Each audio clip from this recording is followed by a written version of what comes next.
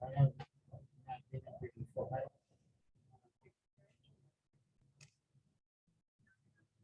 just want to use this and print out something.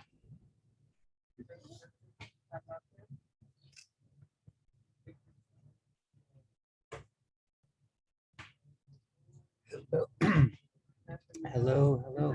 Okay, good afternoon, Luna. All right. Thank you. Good afternoon, Professor. Oh, good afternoon. Thank you for saying. And that means you can hear me. I can hear you. Awesome, awesome. Afternoon, Professor. Good afternoon. Thank you for saying so. Okay. And sorry, I'm gonna try to be a little bit quieter today because I'm in a different place. But hang on. Good to see you guys. All right. Good afternoon. Good afternoon, Daniel. Good afternoon, Jenna. Hold on. Oh, okay. Good afternoon, Alyssa. Marina. Hello, Ashley. Good afternoon, Camilla. Okay, hold on. Who else we got here? Good afternoon, Mary. Oh, more people. All right. Awesome, awesome. Good to see you guys. Okay, as I say, okay, thank you. Yes, no problem.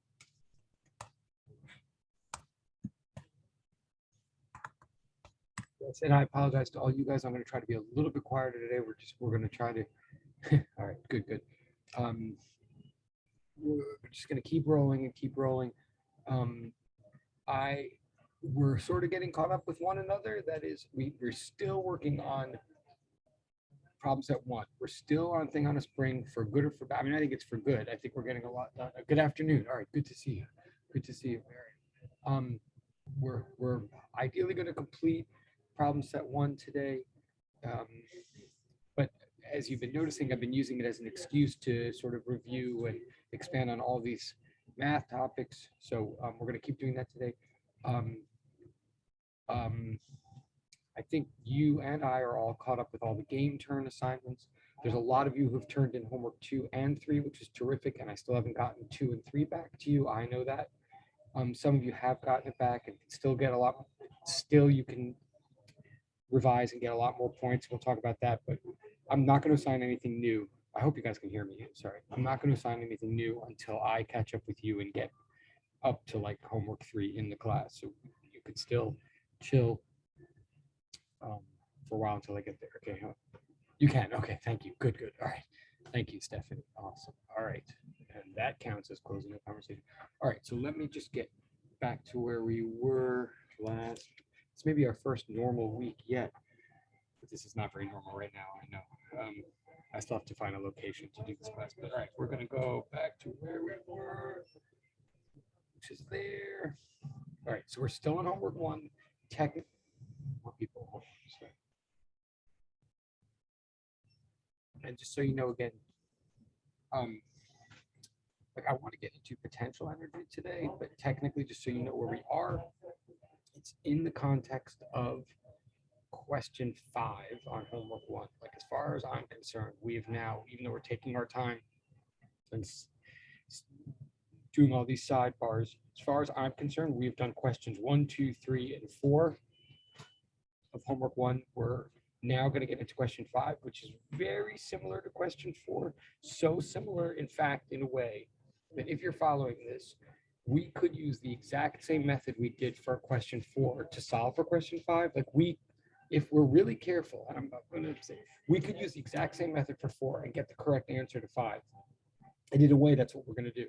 But I also want to take the opportunity to show you a different method. They're both consistent. Sorry.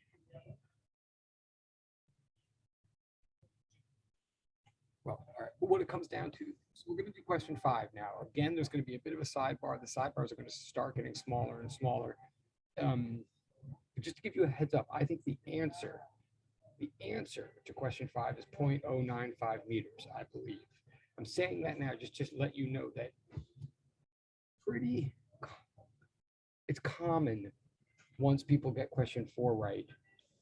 It's common for a lot of people to do question 4 right and think they're doing the exact same method for question 5 and feel confident with it and yet still get a wrong answer. So look out for that. Like the actual answer for question 5 is 0.095 meters. if you did get that, great. I mean, but I still want, gonna make it easier for you to pay attention maybe, but if you didn't, then like watch carefully what we're doing, please ask questions. All right, so hold on, let me just get to the next page.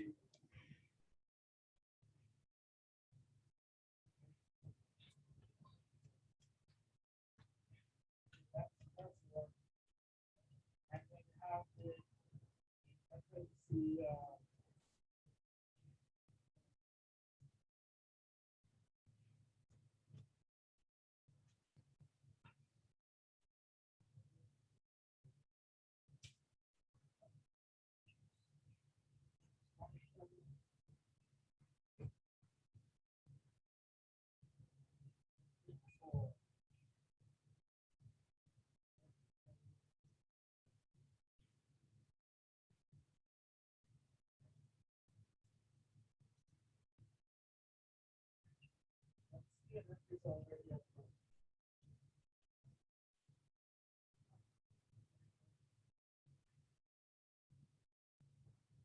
Um,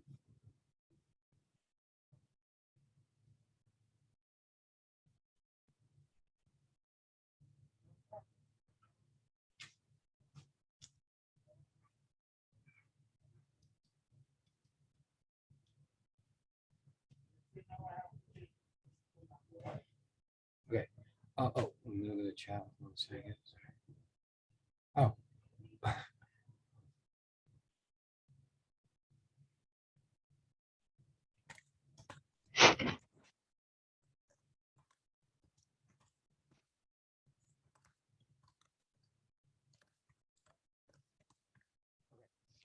So I believe this is question 5 again. Obviously, stop me if again, we haven't had a full week yet. It's all very spotty. Like every time we meet, I feel like, I'm like ripping us all out of some other state of life. So look, make sure that you have the same understanding of what question 5 is as I've just written here. And no, please, again, because I'm starting to turn some of the homework back. So some people are losing points even where they have correct answers. I know that, you know that. You're going to get those points back. I know I'm very picky about certain things. So I'm just going to keep reminding you those things I'm picky about. Like notice that I do want every problem to be started with a diagram and the givens. Now, to be clear, I don't think you have to redo the diagram and the givens for every single part. Like if it's the same diagram and the same givens for all the parts, I'm not actually saying you have to redo that every time. You might just put a little note. Sometimes it says, see diagram above or whatever. But I'm doing it here because because I'm like even on question 5, it's been a week since you saw question 4 or question 3. They're on other pieces of paper. So I'm just trying to be the same style as I'm asking you, like, since we're reconfiguring our thoughts here, here's the diagram again, right? I mean, here's the diagram. First written with just the label. Notice that the purpose of the diagram is that it's showing all the definitions of all the constants and variables that are going to come by putting them as labels. And then it's giving the numerical information for those labels. Okay, whatever. So then there's question 5 is just when v equals 3 meters per second, what is x? I believe that's the question. Please correct me if I'm wrong. Notice, sidebar also, or just notice, it's when v equals 3 meters per second, not v bar, right? We're not asking when the average velocity has accumulated up to 3 meters per second. We're saying at the moment, at the instant that the velocity is precisely 3, at what position does that occur, right? That's what we're asking here. Oh, I'm just changing the view on the screen, sorry.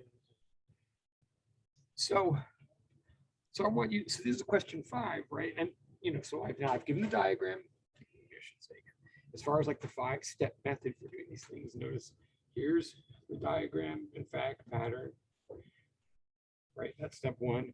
Then here's the question. What is the question? I've done that. Just, again, if you're losing points on the homework, whatever, these are so that's the question. Now, I'm going to write down a general principle in a moment, a general principle or a definition, i.e. an equation, in order to start answering this question. But I do want you to know one thing.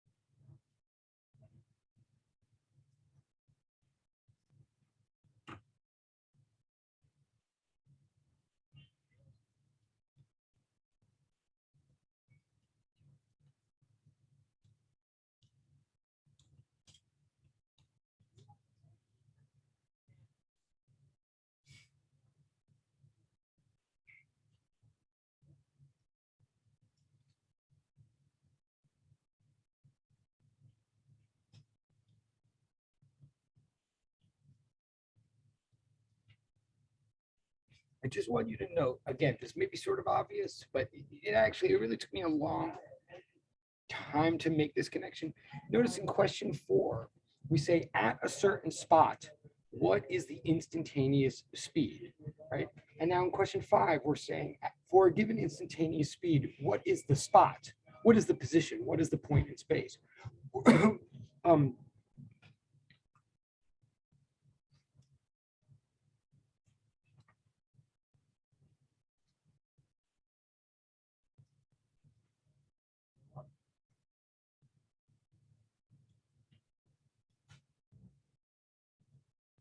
Both questions, the assumption here is that there is some spot somewhere in our process, somewhere in our system. There is some position in space for which we know the instantaneous speed. And what we're saying is, given that for some x we know the v, could we say another vx pair?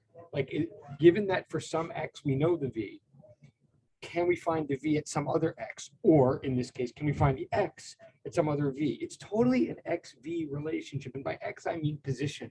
Like in some other physics examples of this, maybe x would be y, or it might be z, or it might be more commonly h, as in height, right?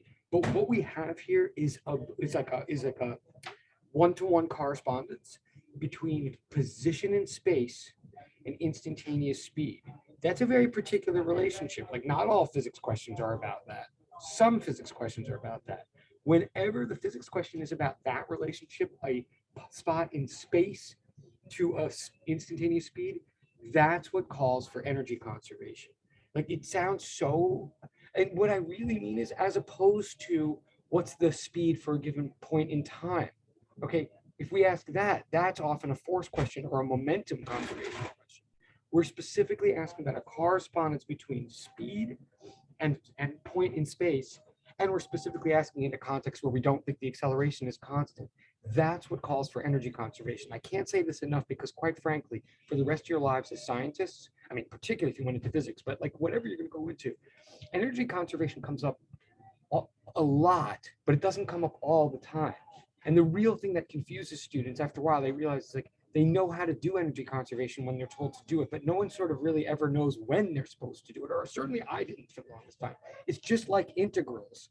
We know how to do them in a way once we're told to do them, but like actually knowing why or when or how to set one up is really what stumps people. And these are the questions that come up in real life of research or of later on, is when to use energy conservation, when not, when to use integrals, when not. And what I'm telling you right here, just to reinforce again, is questions 4 and 5 are asking for energy conservation. I know they are because they are a speed spot relationship. Okay, I just cannot emphasize that enough.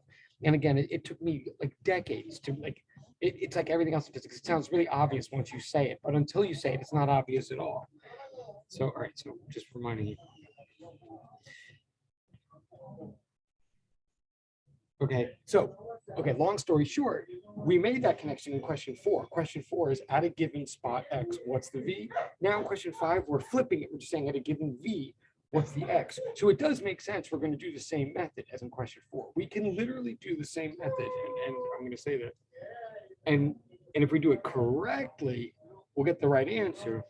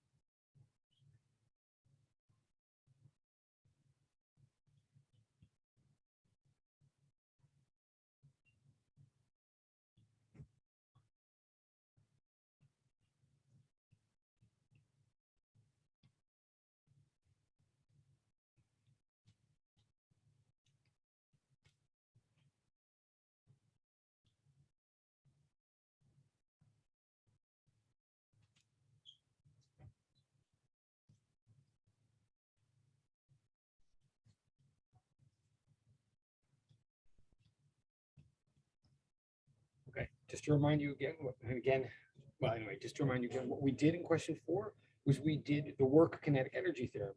We said that the amount of work, the amount of net work that's done on a system, sorry, we said that that whatever net work is ever done on a system, and be more specific, whatever positive net work is ever done on a system will transfer kinetic energy to that system, right? That's what we said. And precisely so, whatever number of joules of work you do on a system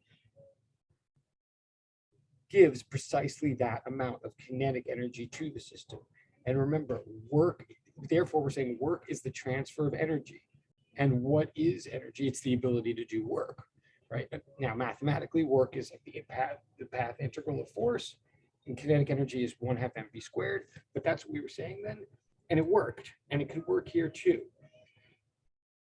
But I ended last class by pointing out, excuse me, I ended last class by pointing out that some forces do work in a kind of a special way that allows us to use a shortcut and actually save computational time and space when we do this method.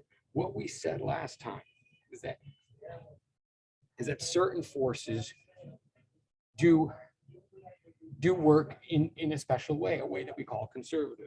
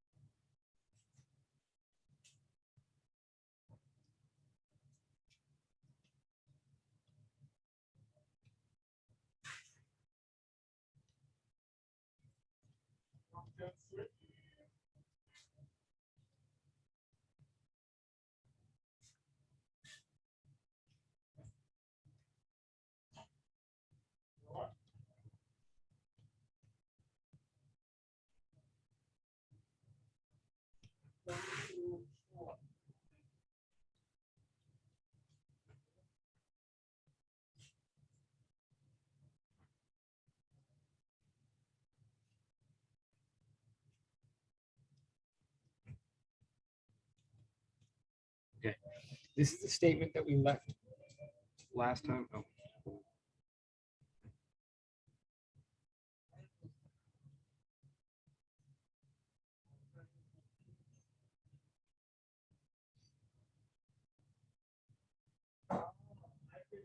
I think I remember where it was.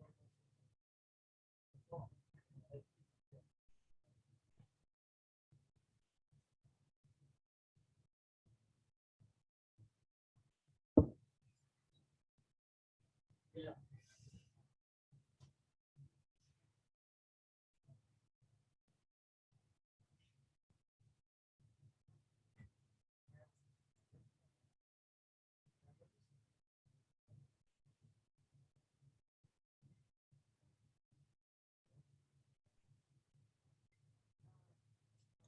Okay, so this is where we left off last time. Just reminding you now, I'm literally here at kind of as often I'm simultaneously, well, what I'm really trying to do is introduce a physics concept or a physics term, but I'm introducing it with a piece of mathematical notation. So I really am simultaneously introducing a piece of mathematical notation and a physics term. That really is kind of, again, I think the two are married to each other. I mean, honestly, forces and accelerations were invented or discovered in one part of a brain, and in the other part of that same brain, Newton's differential calculus was invented or discovered. Like, they are of a piece. So similar here, what I'm saying is, and I know I said this last time, take this risk here to see, what I said last time was, okay, first of all, with integral, so I'm going to say the math thing first. And again, I know this is maybe repetitive from last time, but I also want to stress that this is a piece of math that I need you to know that I'm not expecting that people understood coming into the class, but I'm going to expect you to understand and be comfortable with by the end of the class, because like I'm teaching it to you. So here's the teaching. You guys know about integrals. You know that there's definite integrals and indefinite integrals, right? Definite integrals mean integrals that are uh, on or in specified particular regions of space, like between 2 points on an x-axis. A definite integral is like an integral that goes from x equals a to x equals b along an x-axis, for example, right? Whereas an indefinite, and for definite integrals, you integrate the function and then you evaluate the function, right? Like when you do a definite integral, you do the math, and then you have that last step where you plug in x equals b into whatever function you got, and you subtract from that x equals a into whatever function you got. You subtract it, because what you're really doing is you're plugging in values. You're saying you got some function, and now you're going to apply that function to a particular interval of space, and you're going to get a particular numerical answer, even if you're using letters to stand for those numbers, right? As opposed to an indefinite integral, which just tells you what the function looks like. It doesn't actually evaluate that function, right?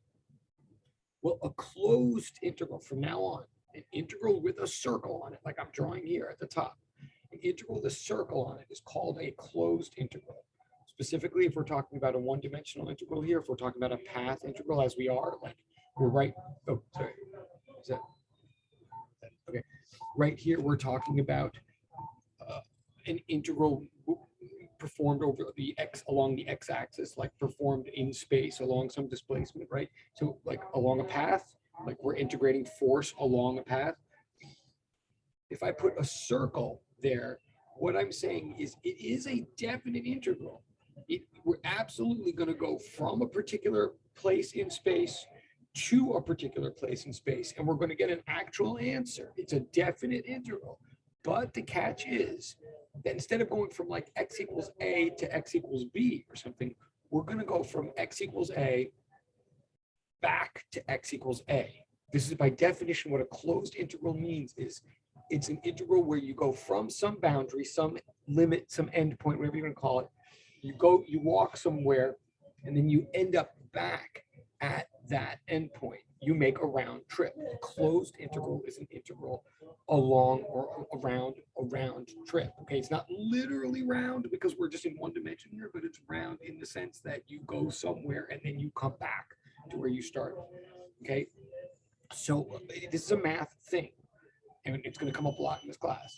A closed integral is definite, but it's unbounded in the sense. But it's unbounded in the sense that you start and end at the same boundary. You don't have two boundaries. You just have and just like a circle. You could start anywhere you want as long as you go around the whole circle and end up where you started.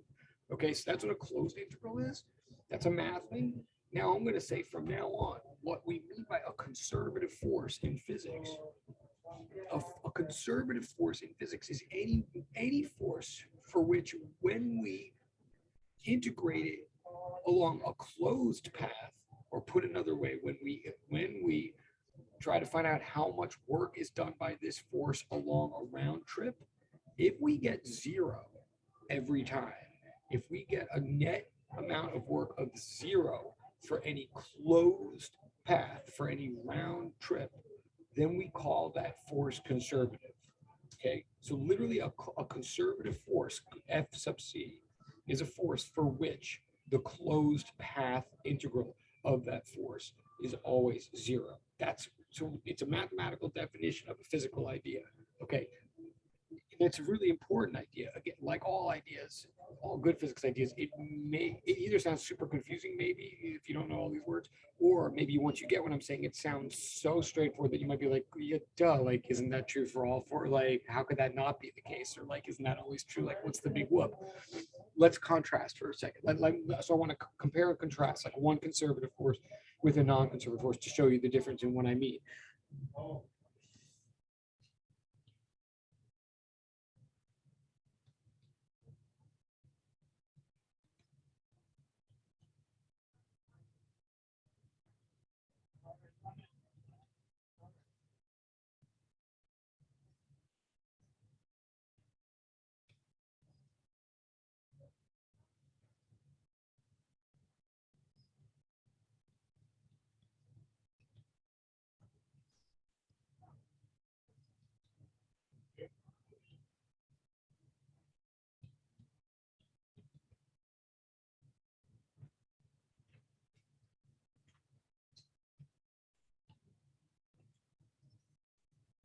Now, again, just for those of you who, have seen this before or feel like, oh my God, can we get on with the homework already?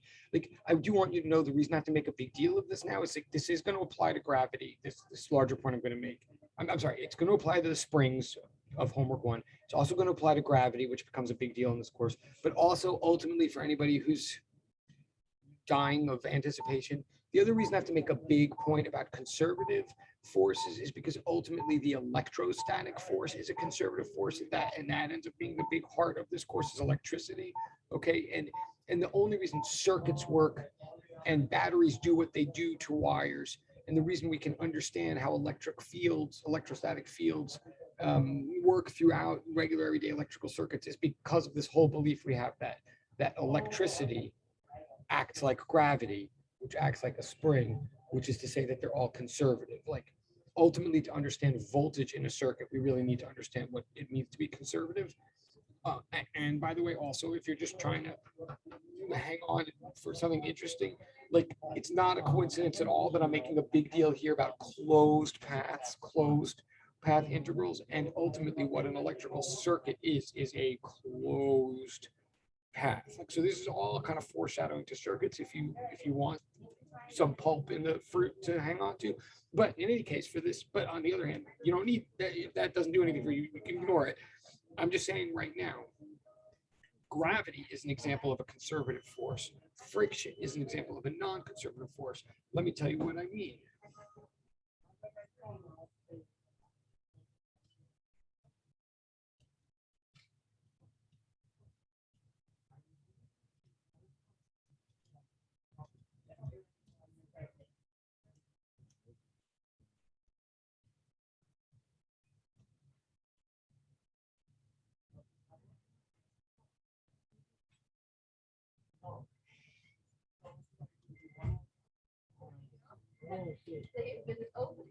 Oh, because I'm looking up here now. I'm used to when you click on something, it opens up and got this stuff in.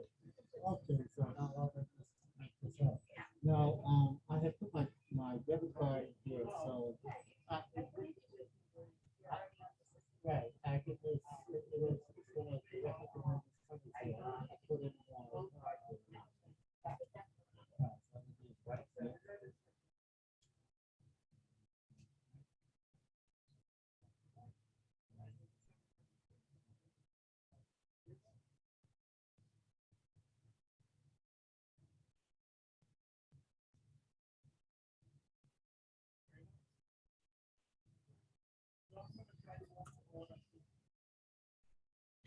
Okay, you undoubtedly cannot read what I just kind of want to keep this all on one page. So what I wrote here on the side in blue, or well, what I wrote in blue, just so I'm going to say contrast. We're going to, in our minds, we're going to get a mental picture. We're going to contrast the work that each one does over a round trip. Like we're going to contrast what friction does over a round trip in general versus what gravity does over a round trip in general. Like each one, like separately in our minds. We're not going to run a bunch of numbers. We're just going to think about this for a second. But and I'm not going to worry about numbers. Like I'm just going to sort of say all other things being equal. But no, in order to make this contrast, just what I'm going to assume, I want you to keep picture in your mind is whenever we're talking about gravity always points down, right? Like that's the point of gravity. Like whether something is falling up, whether something is moving up or something is moving down, gravity is still pulling down, right? Like that's what gravity does. Simple. But it's not the only thing in the world that could be possible, because what friction does is also simple but different. What friction does, say something is sliding along a table, right, or sliding up and down a ramp, if you like. Friction doesn't always point down. Friction always points against the direction of displacement, right? Also very simple, like which if the object's going up, kinetic friction, by which I wrote FK here, like F sub K means kinetic friction. So it's also very simple, very simple. So simple that you might even, when you're thinking about it, not think that there's any other possibility in the world. When something's sliding, up a ramp, friction points down from friction from the ramp. When something's sliding down a ramp, friction flips and points up. Very, very simple, but totally different from what gravity does, which is gravity never flips at all. Gravity is just always pointing down, right? So what does that mean? I mean, they're both simple, but let's just contrast them. It means that if I throw something up a height h, if I throw something, like I just release, I release an object from my hand and let it go up a height h, right? So I release it. So it's going up. It's going up. It's got velocity, but that's it. There's no other forces on it besides gravity. I mean, maybe there's air friction, but who cares? Like it's going up a height h. Gravity is pulling down with a force mg, right? So the work, and so we would technically integrate the force of mg with respect to dx, but I'm doing this all in my head because in this case, the force of mg is constant, right? So the constant comes out of the integral. So I don't even have to worry too much about the integrals or whatever, and the work being done on the object as it goes up. Now, again, bear with me. You might want to be writing this down. I don't want to turn the page right now. I don't want to get too bogged down, but, well, maybe I do I? No, I don't want to get too bogged. I think you can follow this.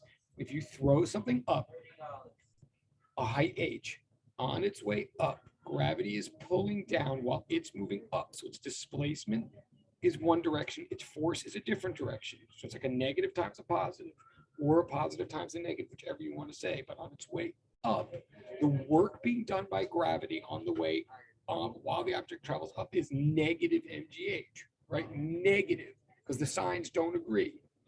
Technically, if you're doing well, however you think about it, the signs don't agree, right? So on the way up, gravity is doing negative mgh work on the object. And please do write that down, actually. And I'm going to open up a portal for like people writing things down that I'm not writing down. I really think you should write down. I don't want to mess with the pages right now. But on the way up, of something that you just threw up, gravity is doing negative work, negative mgh, and that's not a contradiction. That's not a problem. It's negative. It makes total sense because since gravity is doing negative work on the object, it's removing kinetic energy from the object, right? So the object's going slower and slower as it goes up. Not a contradiction. It's like exactly what you would think. It goes up a height h till it reaches a peak height, till it runs fully out of its kinetic energy. It has no energy anymore, and it starts coming down. Now gravity's pulling it back down. It's moving down, and gravity's pulling down. So the force and the displacement are in the same direction. Whether you call them both negative or both positive, whether it's a negative times a negative or a positive times a positive, they're in agreement. So on the way down, gravity is doing positive work on the object, right? Like now gravity is giving kinetic energy to the object, like duh. The object is speeding up and speeding up on the way down. So please note what I'm saying on the page is if you just throw an object up and let it come down, you just throw it up a height h and let it come down, simple act. And you just track what gravity is doing to that object throughout the round trip. What gravity is doing negative mgh and then positive mgh. It does a net amount of work of 0, right? Because even though the displacement of the object flipped to complete that round trip, the direction of gravity never did. Gravity always pointed toward the ground, right? So for a round, sorry. This is great. Oh, yeah. Right. Totally. Yes. Great question, Sam. Totally right. Like if we were thinking about this integral, that's right. If you look at the full integral, the full area under the curve, and of course that's a very deceptive term, under the curve. She's totally right, though. She's totally right. Like if you're to do out the integral, whenever math teachers or physics teachers say area under the curve, what they really mean is the area between the curve and the x-axis, right? Like sometimes the curve is under the x-axis, so the area under the curve is really like above the curve in a way. But this is exactly Sam's point. That yes, like the displacement. First we have a positive area and then we have a negative area. So so the total area under the full curve of the full round trip displacement under the influence of gravity, the full area under the curve would be a plus or minus equaling 0. Exactly as Sam says, exactly right. Right, so it cancels out. Exactly. Now, and here's why I'm dragging this out to everybody.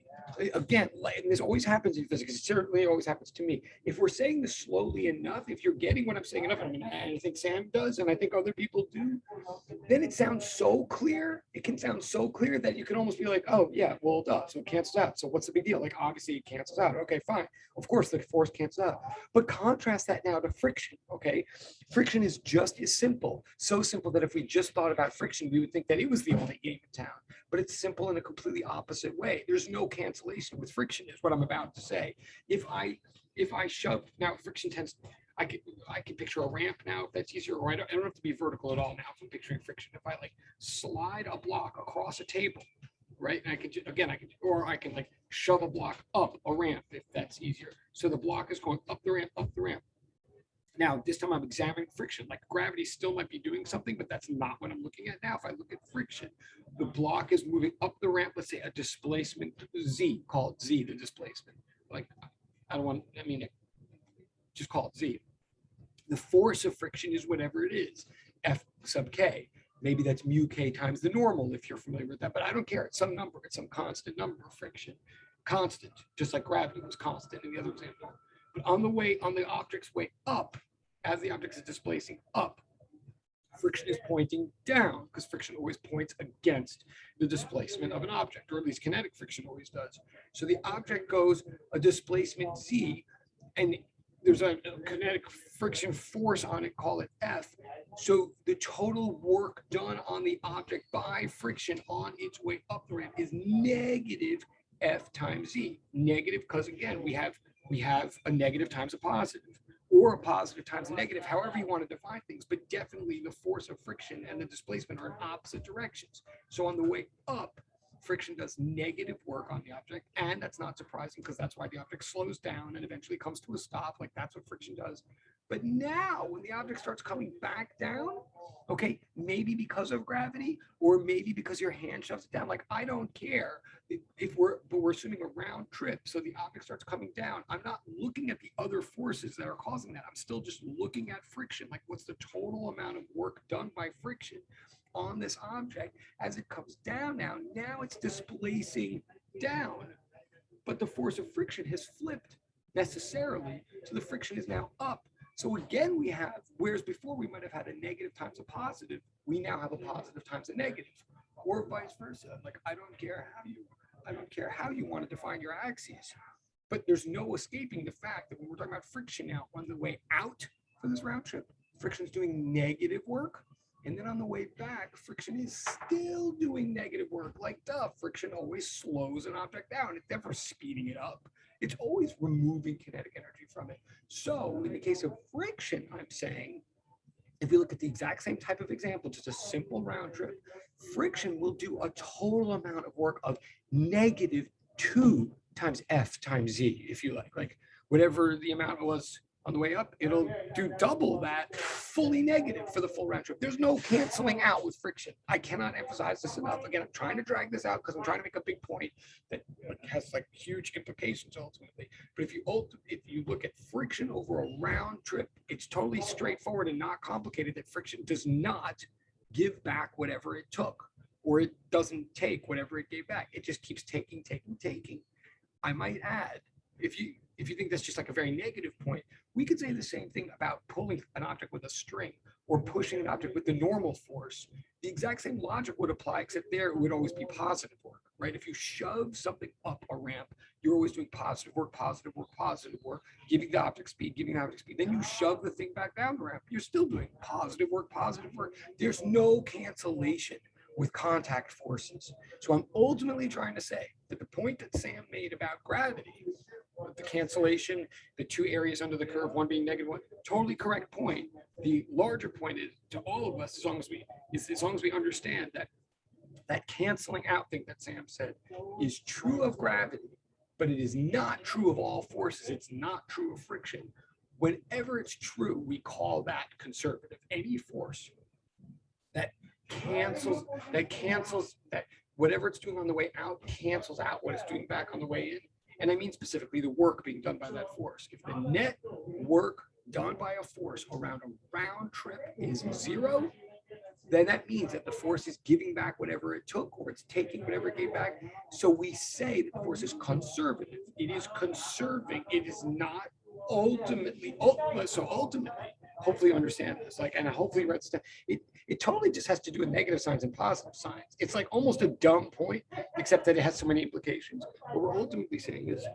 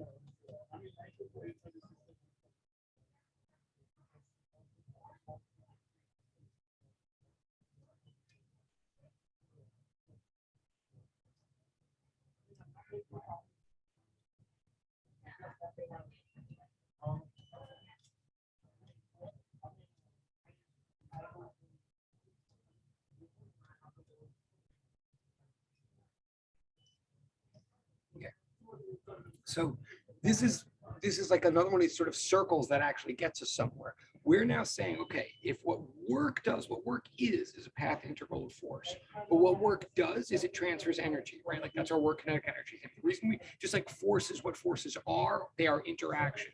But why we care about them is because they contribute to accelerations, right? There's a difference between triple equal sign what something is versus double equal sign what it does. What work is a path integral of force. Why we care about it is because it transfers energy, 1/mv squared, the ability to do work, to another system. What we're now saying is, okay, but certain forces, yes, all forces, when they do work, they give energy or they take it away if they're doing negative. But some forces, we know in advance over any round trip, will neither give nor take any energy away, like in total by the end of the round trip. So over a round trip, we would say that these certain forces conserve energy, like they neither give nor they take away, they maintain.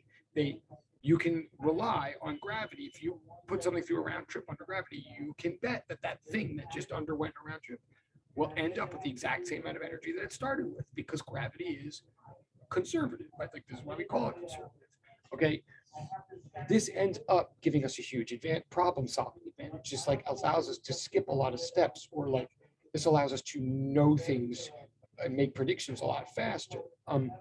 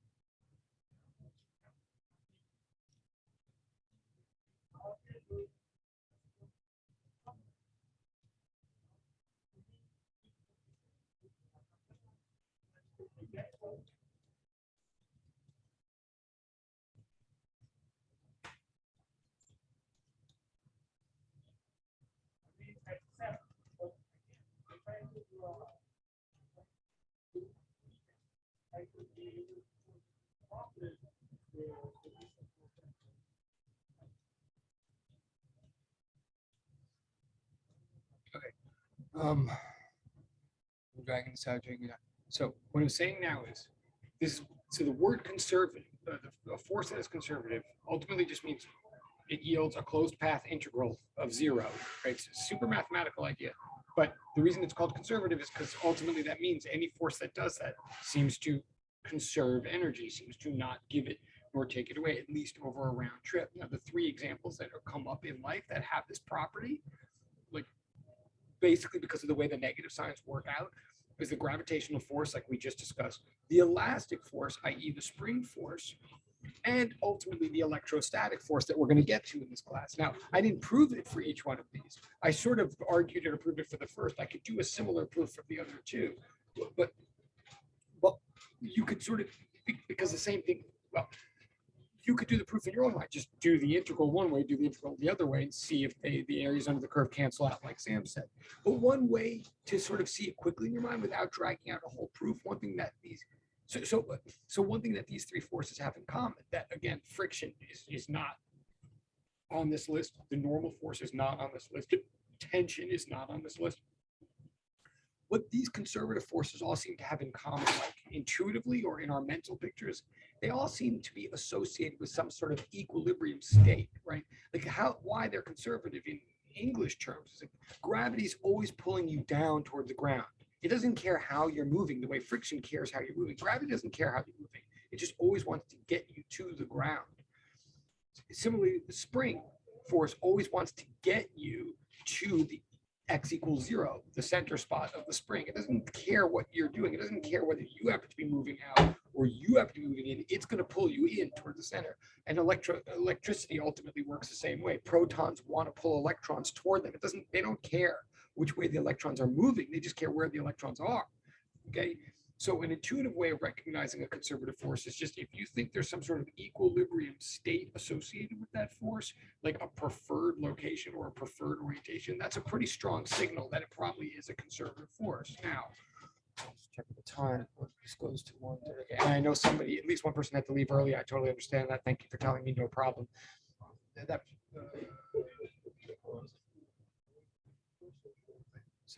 Okay.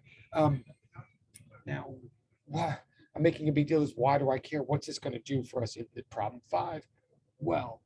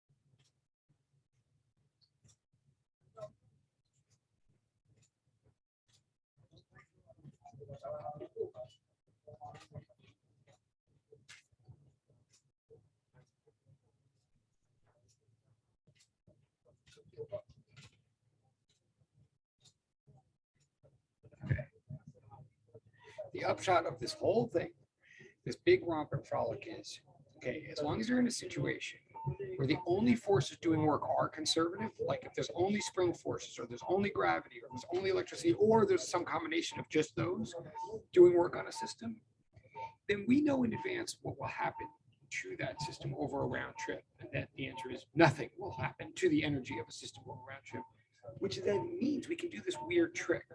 We can say instead of running through the work kinetic energy theorem, like a lot of times, like, right, like for example, if we did look at a round trip, instead of saying, oh, the work done out here is this, it gives this amount of energy, then the work going back here is this, and it does this negative energy. Instead of doing all that, what we can say from now on is anytime anything moves at all under the presence of a conservative force, under the activity of a conservative force, we can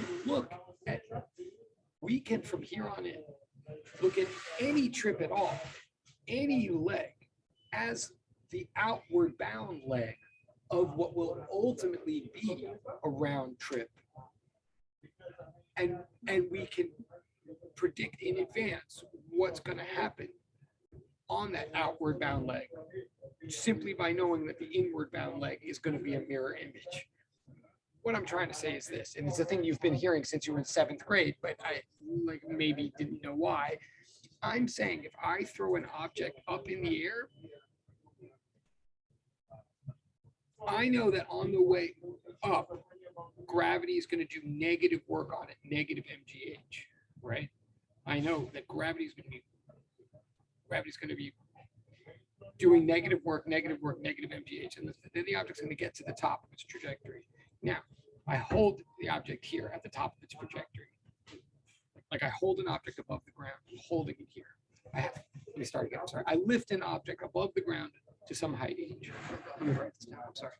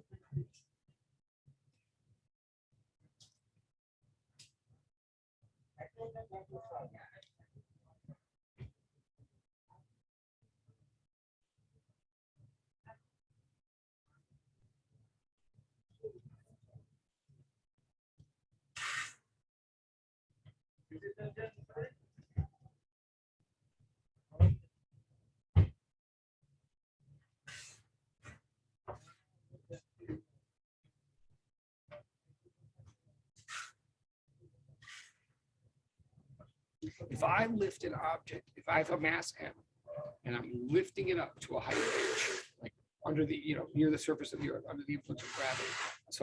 So in order to lift it up, I have to at least match the force of gravity, which is pulling down. So I lift the object up, I'm doing work on it, like gravity's pulling down negative mgh, but I'm lifting up, doing positive mgh. I get the object up here to height h. So I've done all this positive work, mgh. Right? Now the object is still. Now I'm holding the object still up here at height h.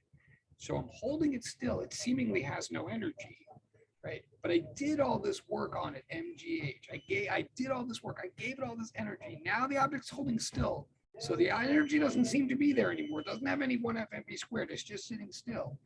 But because gravity is a conservative force, I know for a fact if I let the object go now and I let it fall back down the exact same height that I just lifted it, I know in advance that the amount of work that gravity is going to do on the object on the way down is going to be precisely the opposite of what gravity is doing on the way up. Like I know that because gravity is conservative. I know that over the whole round trip, gravity has to give back whatever it took away at first.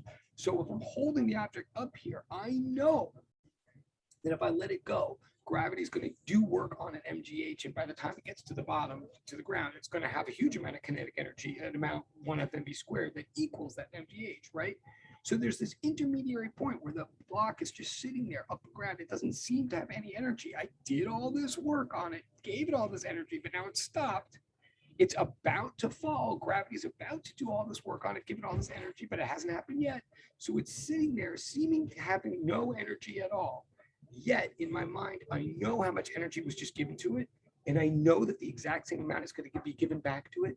So what we can say, and this is all we're doing is saying, what we can say, as long as gravity is a conservative force, as long as we know that gravity is going to conserve the total amount of energy for that whole round trip, we can say, oh, at the top, while the object is just sitting there, halfway out in its round trip, like when it's gone out the outward bound leg, and it hasn't yet come back, at the edge of its outward bound leg of this ultimate round trip, we can say, oh, the object is storing the energy in the form of potential, right? This is something we're saying, okay?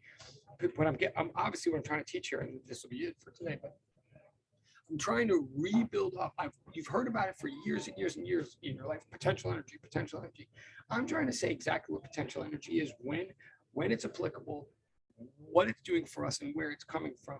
The first thing I'm trying to say is that potential energy is only a concept that ever comes up or ever can come up in association with conservative forces. There's no such thing as the potential energy due to friction. There's no such thing as the potential energy due to tension or the normal force or anything like that.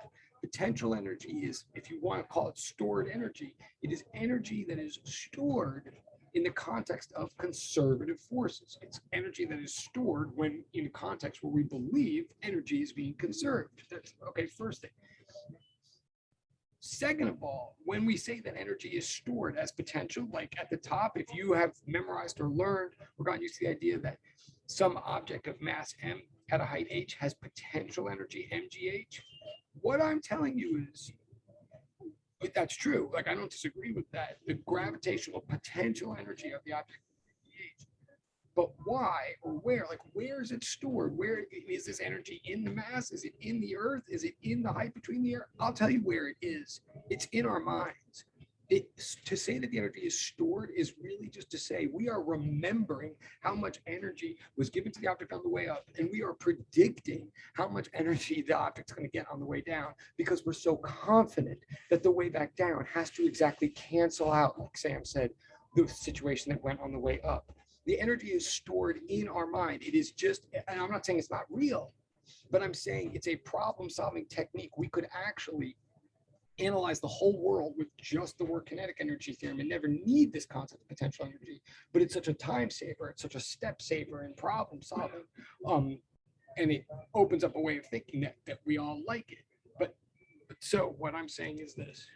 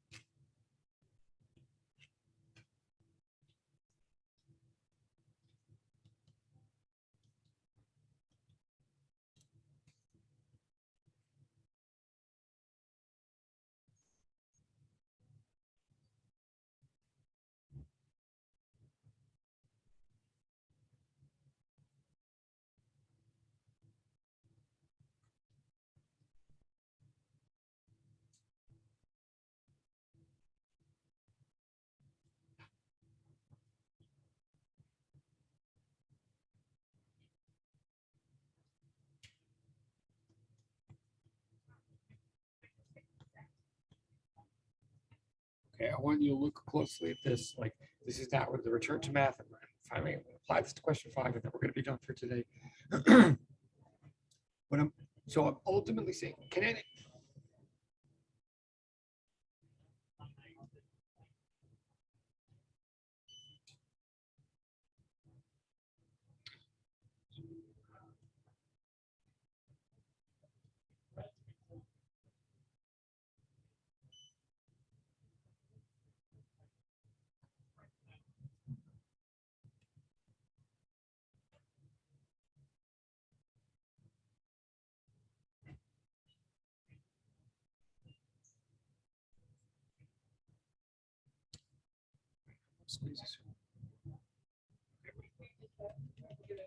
I'm going to go to I'm going to just recopy this on the next page.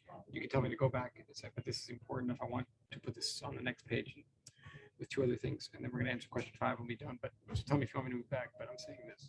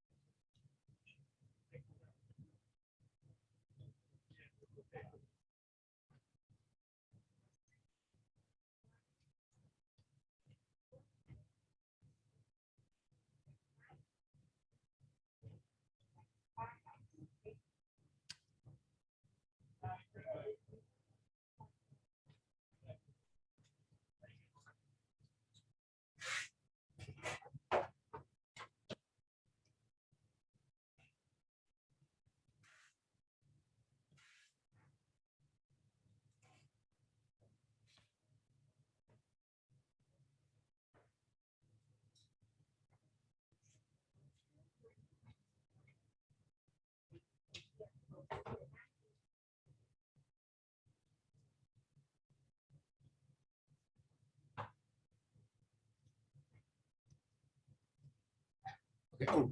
Oh, right. Thank you. Cool. Awesome. Thank you. Okay.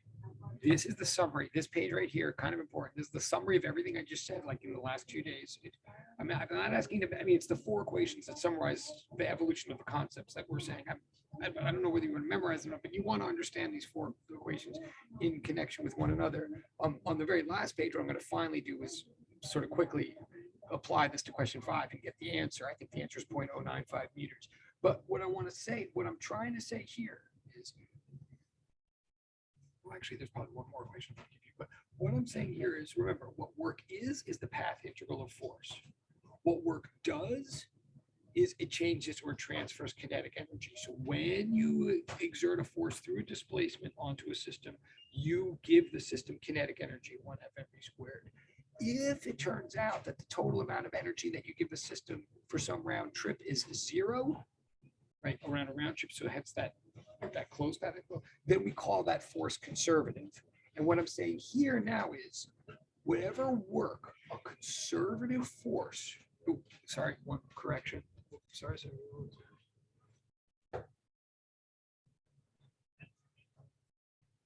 Remember, so the last equation is what I mean, this is the big new thing that I'm saying. It's the definition in a way. Well, it is. It's the definition of potential energy, sometimes called capital U, sometimes called PE. I'm using those interchangeably, so I'm putting them both there. Like PE means potential energy. Ultimately, U, which seems obscure, is ultimately what we need for this class. It's just more common. I mean, I don't know why. Anyway, delta U, delta PE, they mean the same thing. They mean potential energy. And what potential energy ultimately is, like if there's nothing else that I'm saying today, what I'm trying to say is there's no one formula to memorize for potential energy. Don't memorize that potential energy is mgh, or don't memorize that potential energy is 1/2 kx squared. Potential energy is different for every different conservative force with which it is associated. Any force that's not conservative doesn't store energy at all.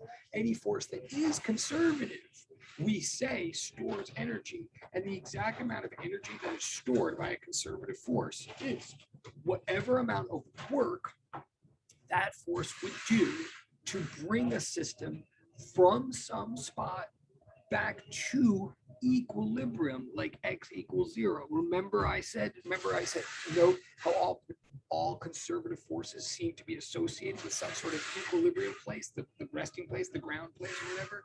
What I'm saying is potential energy is just a prediction of how much work a conservative force would do to bring a system back to equilibrium. Like, so when we say potential energy due to gravity is mgh, we're just saying, yeah, if you pulled an object all the way up to h, you had to do mgh work to get it there.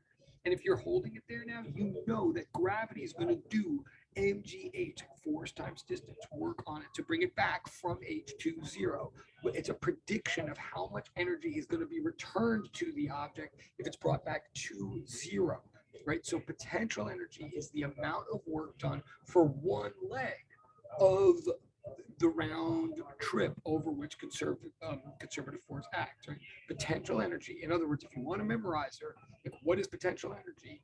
It is the work done by a conservative force to return it to equilibrium. That's what this last equation is saying here. Okay. Therefore, and I'm going to do this a little bit quickly. We've got 10 minutes. Okay. Okay, so that's what potential energy is. So when you do work, you transfer kinetic energy. But if you know in advance that you're going to do no work over a whole round trip, then for half that round trip, whatever work you're doing, you can say is stored as potential energy. Therefore,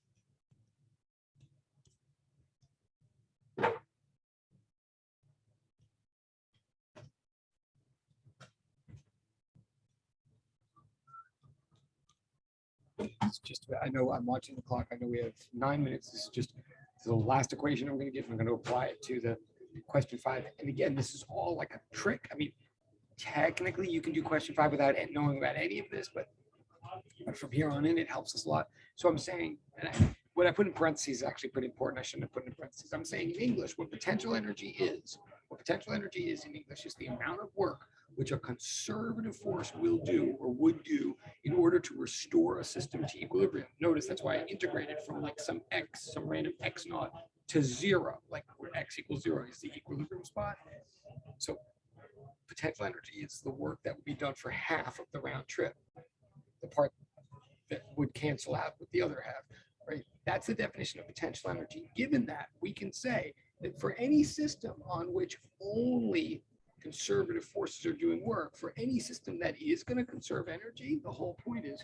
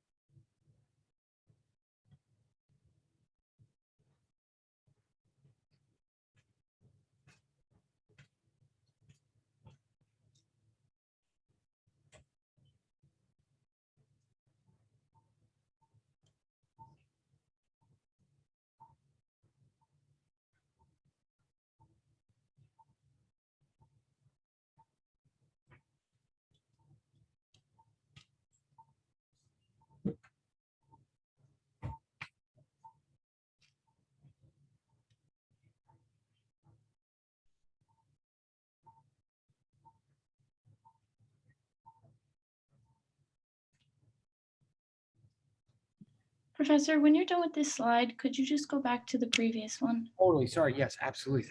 I just woke up my reverie. Yes, absolutely. That's a million, yes, no problem.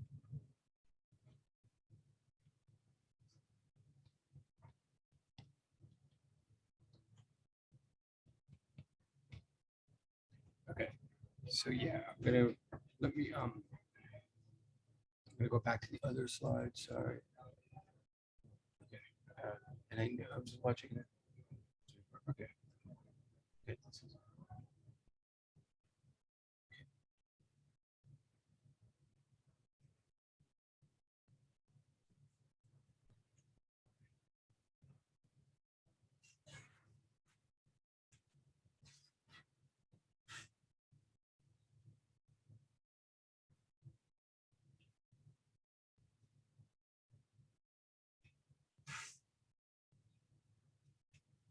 Thank you, I got it. Awesome, awesome. Thank you. Okay.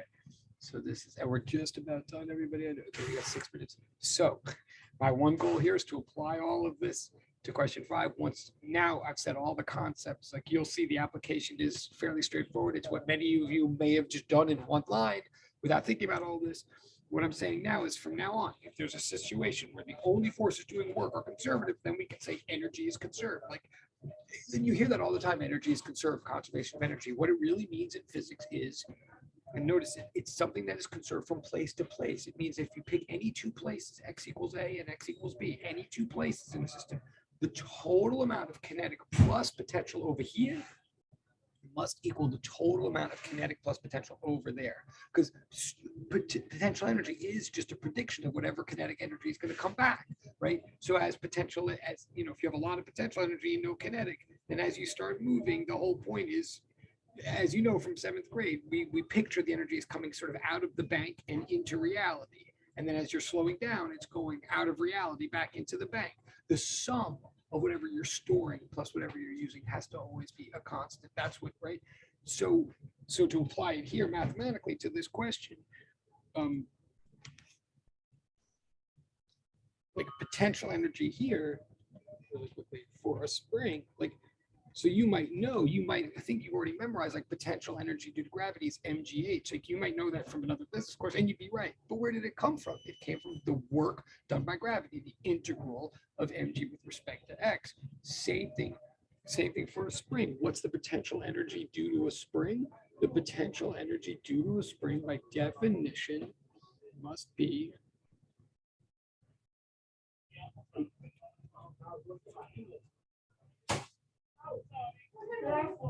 The work done by the conservative force of the spring from one spot back to equilibrium. In other words,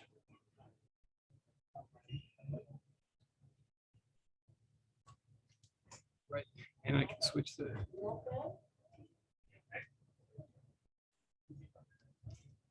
I think we got this last time.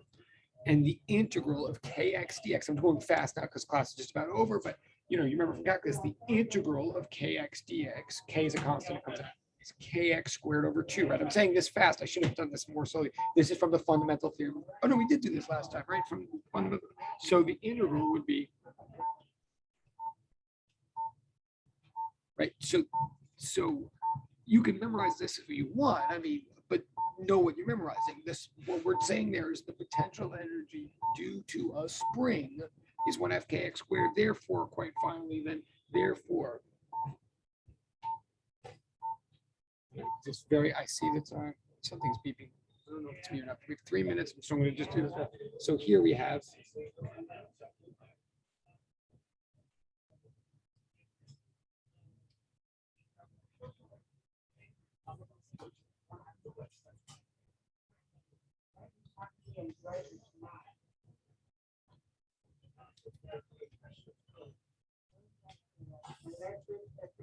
Right, the total amount of energy in any one spot must equal the total amount of energy in any other spot. What are the two spots? One is the one that you know everything about, that you know the speeds, and the other is the one that you're solving for, right?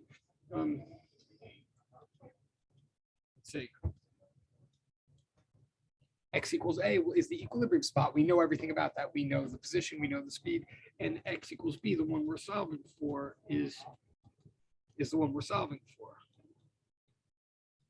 Do this quickly. Right. So if A, again, I apologize, I'm doing this sort of quickly just to get an answer. We have 2 minutes. So at the equilibrium spot A, we know that X equals 0. Like there's no potential energy at A. And we know that the speed we've already solved is 3.87. We know that at spot B, the spot we're looking for, we don't know what X is. That's what we're looking for. But we know by definition of the problem that B equals 3. That was given in the problem, right? So again, I'm doing this fast. So what I would, so this turns out, so remember, I always like to solve algebraically and then plug in the numbers. So I'm just going to do this. But if you have to go right now, you can go. But I'm saying.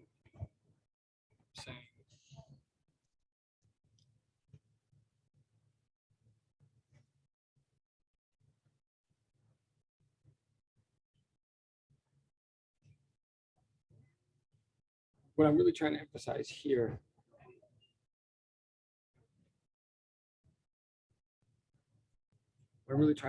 here is that basically what I'm really trying to say here is I'm doing all this work to show, don't just say 1/2 mv squared equals 1/2 kx squared. That's not true. That's never that's something that sometimes ends up happening, but that is not a general principle or definition.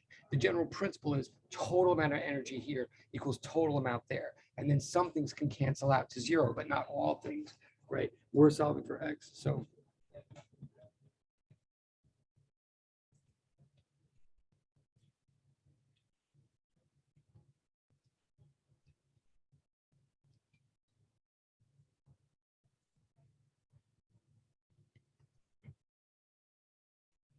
just doing this quickly, but